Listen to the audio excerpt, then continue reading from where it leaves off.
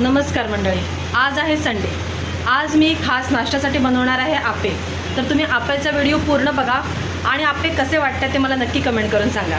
तर सगळ्यात पहिला मी चहासाठी ठेवत आहे दूध। दुधावरती किती साई मस्त जमा झालेली आहे बघा। कालच्या व्हिडिओमध्ये मी तुम्हाला दाखवलं होतं की आम्ही लोणी बनवलेलं होतं, तर त्यासाठी हे बघा किती मस्त घट्ट साई आलेली आहे। ही साई अशीच आम्ही दर आठवड्याला जमा करतो। ह्या डब्यामध्ये दही टाकून ठेवतो आणि ती साई जमा करतो आणि मग त्याच्यापासून आम्ही तूप बनवतो। तर मी सगळ्यात पहिलं हे साई काढून घेते।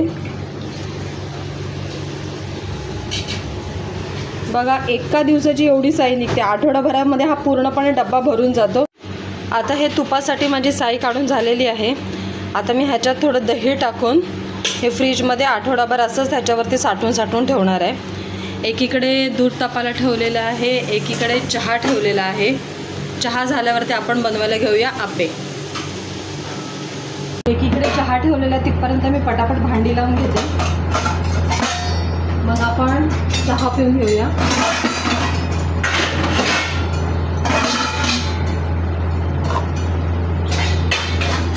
माझा चहा बनवून झालेला आहे। आता फक्त 3च जण उठलेले आहेत, मी, जाऊबाई आणि सासरे, त्याच्यामुळे 3च कप चहा सध्या आहे। आता बाकीचे जेव्हा उठतील तेव्हा त्यांचा एकेकाचा चहा चालू होईल। तर चला आता आम्ही चहा पिऊन घेतो।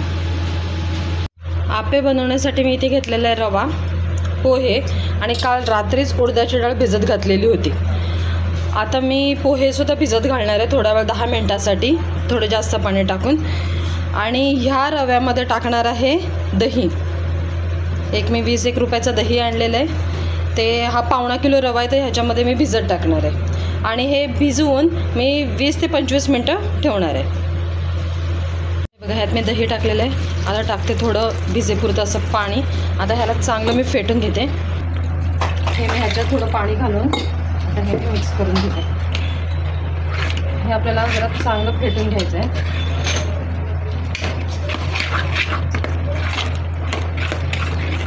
कधी पण फेटताना नेहमी एकाच साईडने फेटलं ना की एकदम चांगलं मिक्स होतं आणि चांगलं फेटलंसुद्धा जातं। हे बघा मी आता हे कमी पाणी टाकून हे चांगलं असं फेटून थोडं 15-20 मिनटासाठी मी हे ठेवून देते। तिथपर्यंत मी या पोह्यामध्ये 2दा पाणी टाकून एकदा पाण्याने धुवून घेते।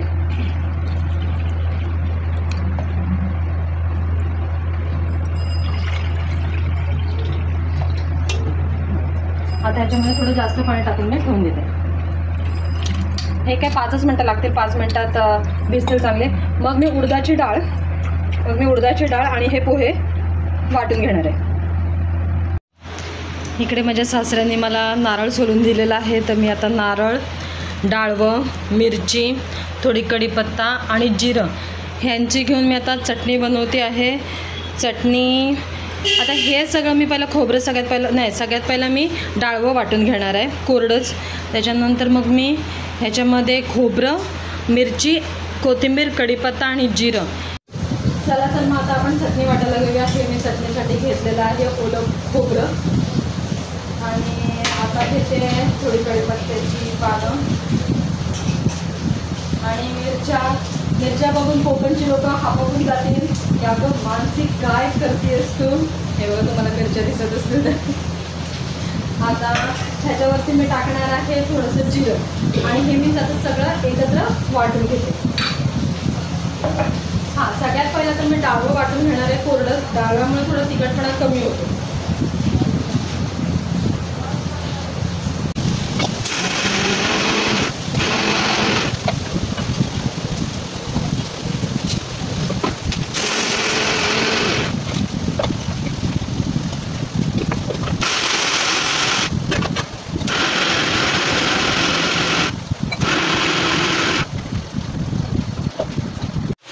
तर माझी ही आता चटणी वाटून झालेली आहे। ही चटणी तुम्हाला जरा जास्त हिरवी दिसत असेल, कारण ह्याच्यात मिरच्यांचं प्रमाण भरपूर आहे।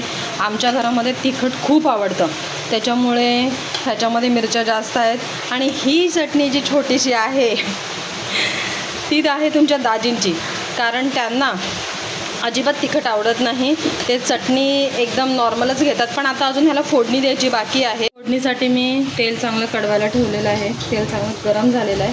आता ह्याच्यात राई टाकून चांगली ती तडतडू देते. बघा किती मस्त राई फुटायला लागली आहे. राई तडतडून झालेली आहे. आता आपण टाकूया कढीपत्ता.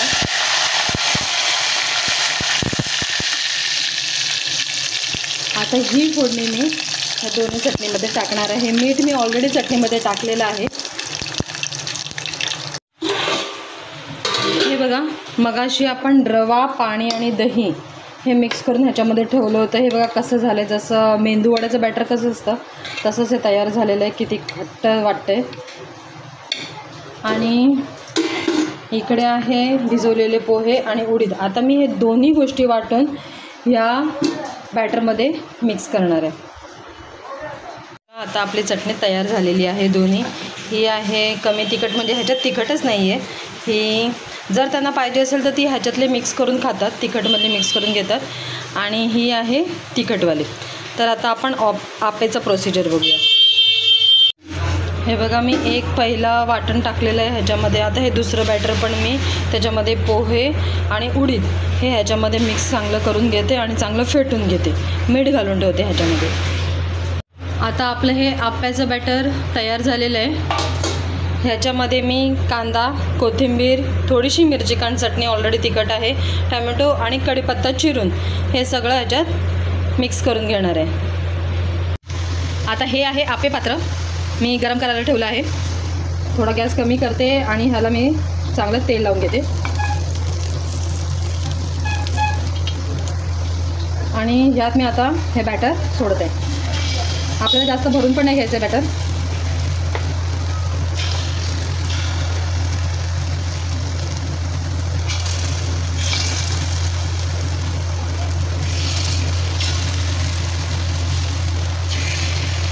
आपले मस्त मस्त आप्पे तयार होत आहेत बघा. आता मी जरा ह्यांना पलटून घेते. आता आपले हे गरमागरम आप्पे आणि चटणी तयार झालेली आहे. तर आजच्या रविवार स्पेशलमध्ये तुमच्या घरीसुद्धा काय काय नाश्ता बनतो आहे हे मला नक्की कमेंट करून सांगा. आणि आजचा व्हिडिओ मी आता इथेच संपवते आहे. जे कोणी नवीन असेल त्यांनी माझ्या चॅनलला सबस्क्राईब करा, लाईक करा.